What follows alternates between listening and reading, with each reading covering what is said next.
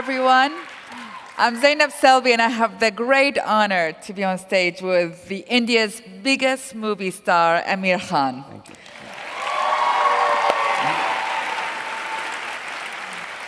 I mean, we are talking beyond the actions movies of James Bond and Daniel Craig. We are talking beyond the romances of Richard Gere. We are talking beyond the charms of George Clooney. We are talking, ladies and gentlemen, above and beyond all of that, a man who has been acting since the age of 9, who has conquered the hearts of 600 million. Yes, 600 million Indians. This is half of the Indian population. This man has done it. Unbelievable. And in 2012, he surprises India, he surprises the world with launching a new TV talk show, Satyamev Jayati, that tackles social issues, taboos, heads on. I mean, you just put yourself out there. What inspired you to do that? Well, a very good evening to everyone here. I think it started somewhere when I was a very small child, and it began with my mother, I think. My mother's been a big influence on me. And I'll narrate an incident of my life which stayed with me all along, and that's, I used to play a lot of tennis when I was a kid, and competitive tennis, state level, national level. I was pretty good at that time.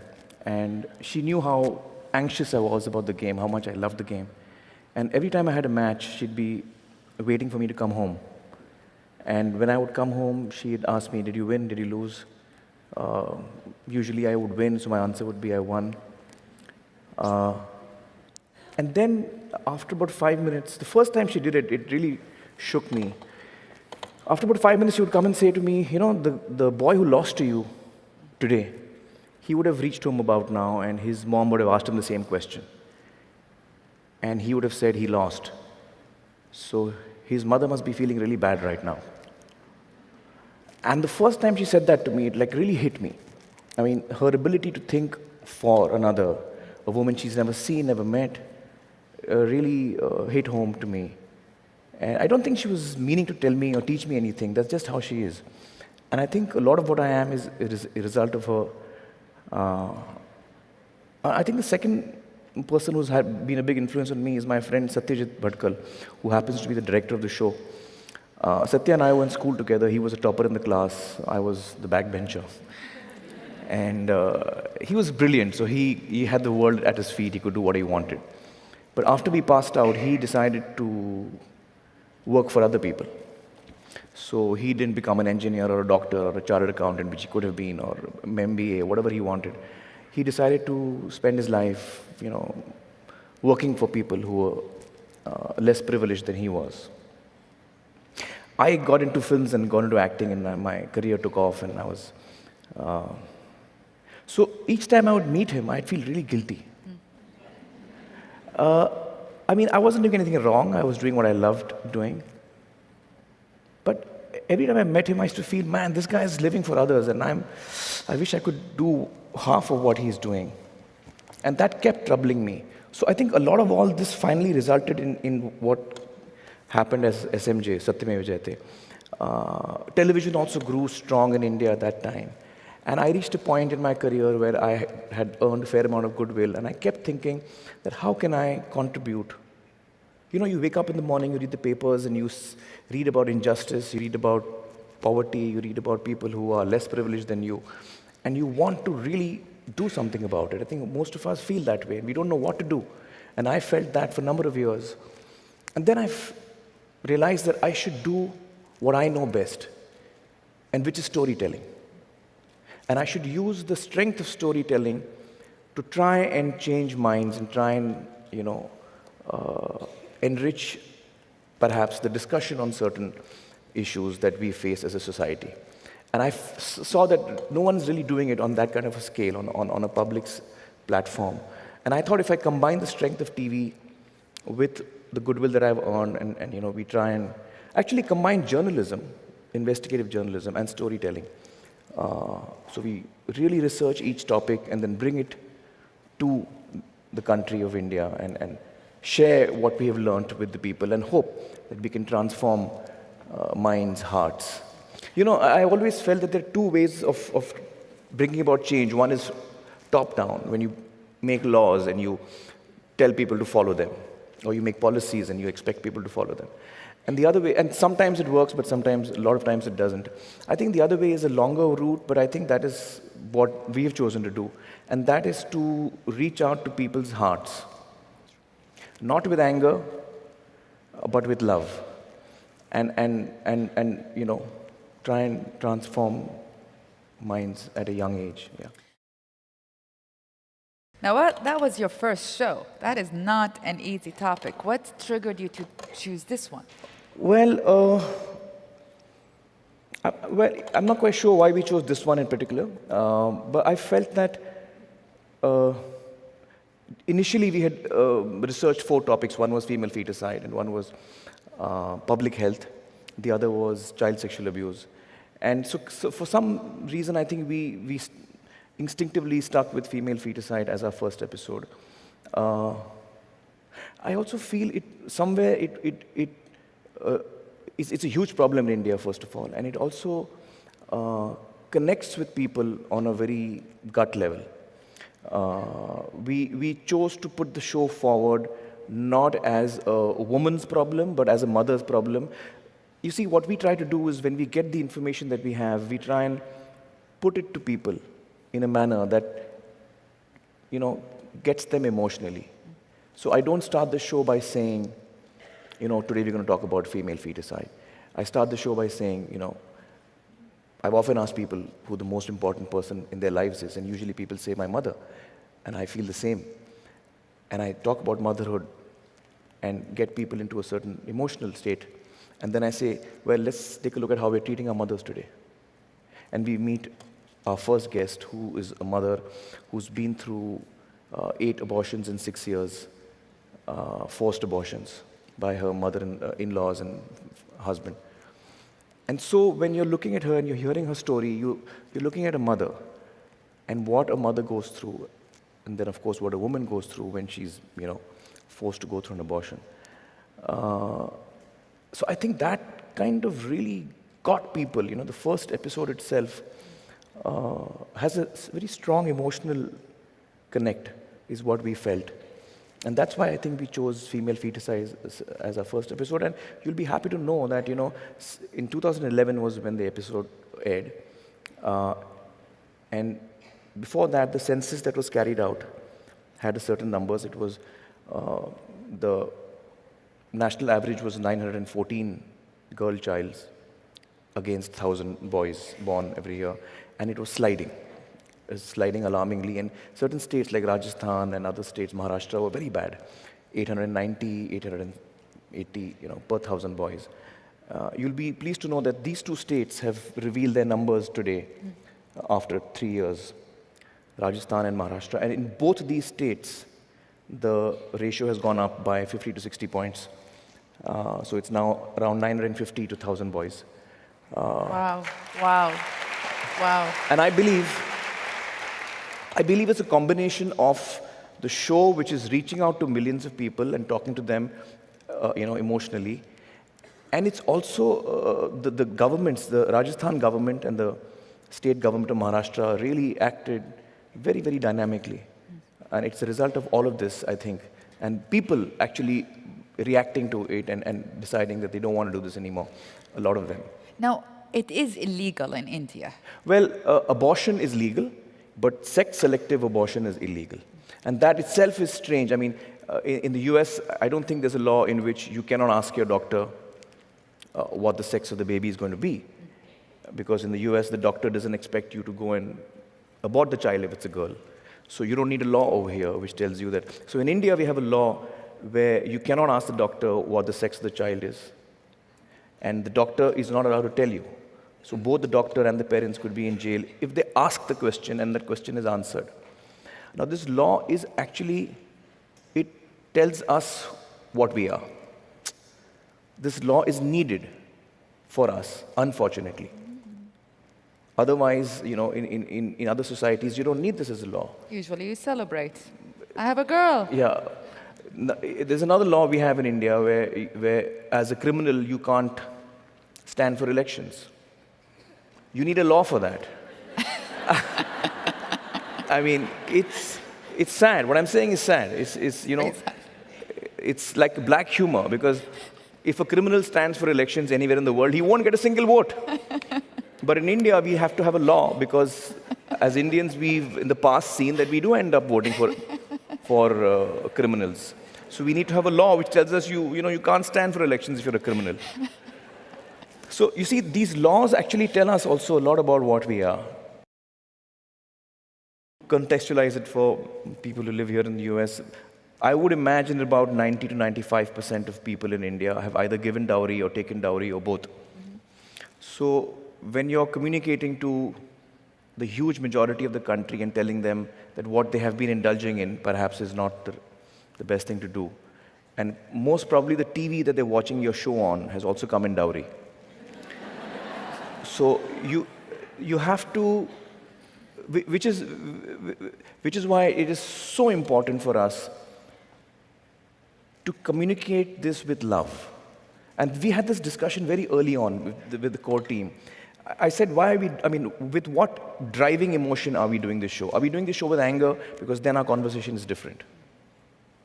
And I'm not doing this with anger. I'm doing this with love, because I really feel that only with love can you actually, affect a person and bring about change.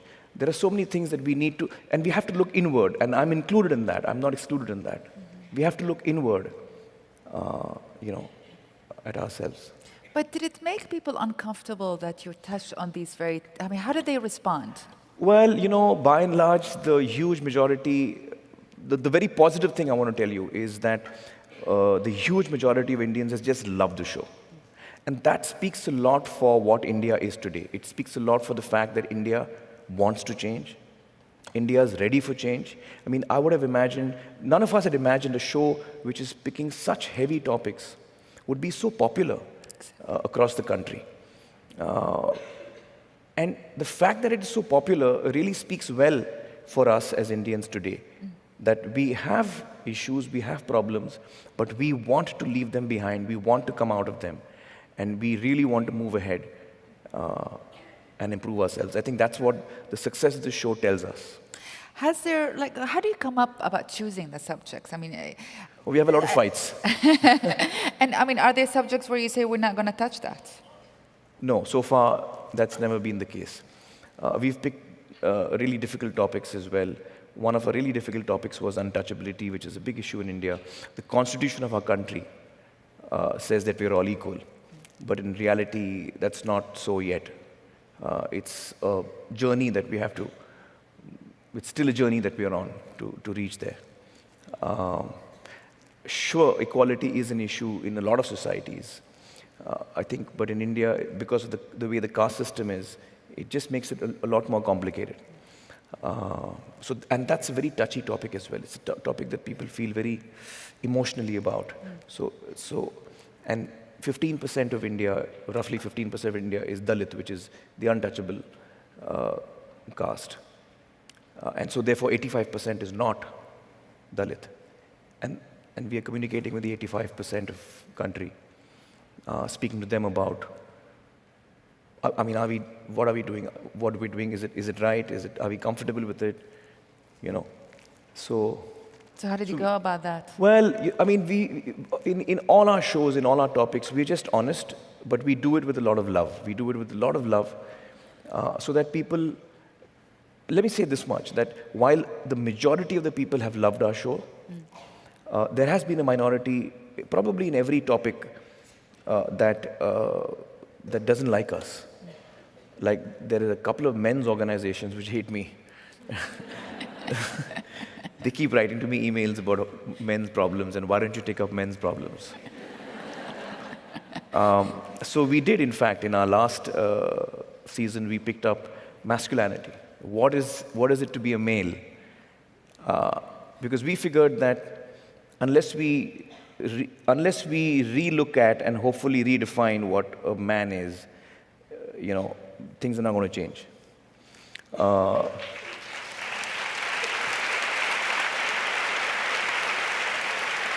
so women have changed, women are changing, but men don't manage to change by and large. By and large, Well, we're a stubborn lot. So we thought we'd look at, what is a real man? Is a real man someone who goes and beats up people? Is a real man a person who's a protector? Is he the guy who's going to, so what's a real man? Is he? So I strongly feel that we have to, from the time that the child is born, you have to treat both children equally, whether it's a boy or a girl. And you have to allow the boy child to cry. You have to allow him to cry. Because the first thing we tell a boy when he cries, don't cry. Are you a girl? Why are you crying? So he grows up feeling that I'm not supposed to cry. And when you tell the child not to cry, you're actually removing him further and further away from his emotions. He's feeling something and you're not allowing him to feel that. So you're distancing him from his emotions. And then you're surprised why he's beating up his wife. Because the fact is that when you tell the child that it's perfectly all right to cry, it's perfectly all right to feel terrible, it's perfectly all right to feel scared. Most boys are told, hey, you can't feel scared. You're a boy. Are you scared of the dark? Come on, go on. Go to the roof alone. So boys feel scared, and we have to tell a small child of 4 that it's all right to be scared. And so that boys can grow up more sensitive. Right now, we are creating boys, we are working towards creating boys who grow up to be insensitive. There's a portion of the show in which I'm told by another man. He says that in India, real men don't cry, and real men don't hold their wives' hands. The wife walks 2-3 feet behind. Now, you must understand, India is a large country. So when I'm saying this, don't take it literally. This is mostly in rural India, and there are a lot of extremely progressive people in India as well. So I don't want to give you all the wrong impression. But this is an issue. There are villages in India, in rural India, where this is the belief, this is how they've grown up. So on the show, I did say, I said, based on all of these definitions of what a real man is, I am completely not a real man because I hold my wife's hand all the time. I hug my children. You're not supposed to hug your children. You're not supposed to show affection to your child as a male, a true male. So I hug my children all the time. I cry all the time. I was crying just before I entered the stage. That's true. It is true. Yes. We were both crying, actually. I was listening to, what's her name? Saida? I guess yes. I was listening to her speak and I was in tears. So I cry all the time. Have you cried on movies, on TV? On TV, every episode of mine, yeah. Excellent. Not a single episode goes by when I don't cry. And it's not only during the show itself, it's even when I'm researching it. When you're researching these topics, it takes days for us to go through all the material we collect. And invariably, in every topic that we've picked, we get to a point where me and Satya and Swati and all of us get so disheartened. I'm looking at an interview and I'm weeping. And we kind of shut it off and we're like, why are we doing this? Nothing's going to change. You suddenly feel very disheartened. But then you come across a person who is working in that and has got so much strength, so much resilience, so much grace, and such dignity that it brings you back to your feet. In these 5 years that I've researched Satyameva Jayate, I've seen the worst in mankind and I've seen the best, the most beautiful in mankind. I've come across people who are such amazing and inspirational people. I spoke to this lady whose son had been murdered. Her son had got married to a girl from a different religion, and so it was an honor killing. This lady spoke with such dignity and such grace, and with such forgiveness in her heart. I just couldn't get over it, It was it was so amazing to listen to her speak. She's talking about her son who's been killed. And, I don't know where she finds the strength from to still look for love, in people. I was speaking to these two women. We often assume in India that women who are from rural India are uneducated and therefore not as strong as women from cities, etc., etc. So these two women who, in the same episode of honor killings, one woman's son and the other woman's brother was killed. And they were ostracized from the village. They were targeted. They were not sold anything. Nobody spoke to them in the village. So the ashes are taken in what is called a kalash, like a pot. That pot was not sold to them. That's the kind of segregation they faced in the village. And then they did a police complaint and all of that. So the case was going on. They were threatened. They were offered money. There was political pressure put on them. Every kind of pressure was put on them. But they didn't take the case back. And they fought the case. And they won the case. And those men are now convicted.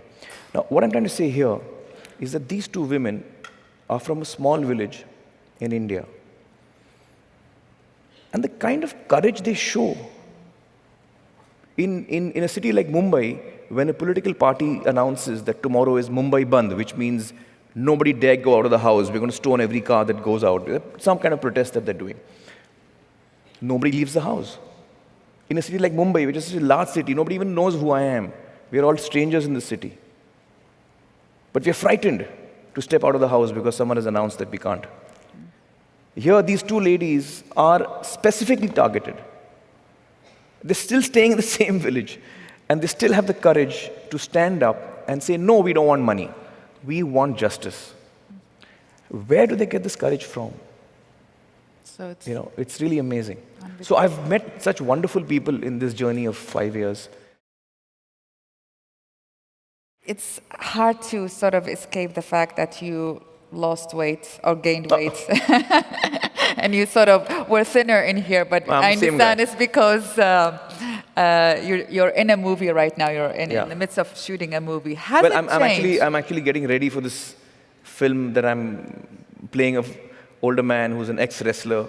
So I'm putting on a lot of weight, which is fun. But has it changed your choices of stories as a star, as a movie star? Not really. I wouldn't say it has changed my choices as an actor, but quite naturally I get attracted to films because of who I am. So this film that I'm doing, for example, it's called Dangal, which means wrestling, and the story is about this wrestler who has a dream to win a gold medal, an international gold for his country. He can't fulfill his dream because he doesn't have money, he has to give up wrestling, and so he decides that his son will fulfill his dream. And then he proceeds to have 4 daughters in the next 15 years. So the story is about his daughter fulfills his dream. Yeah. And exactly. Well, Aamir, you could have easily rested in the limelight, and yet you took, with courage and with integrity and with love and inspiration, you just went ahead and inspired, half of India's population. This is a huge deal and inspiring all of us here in America. So, chapeau to you. Thank you. Good luck. Keep going. We are all behind you. Thank you so much. Thank you, thank you, thank you.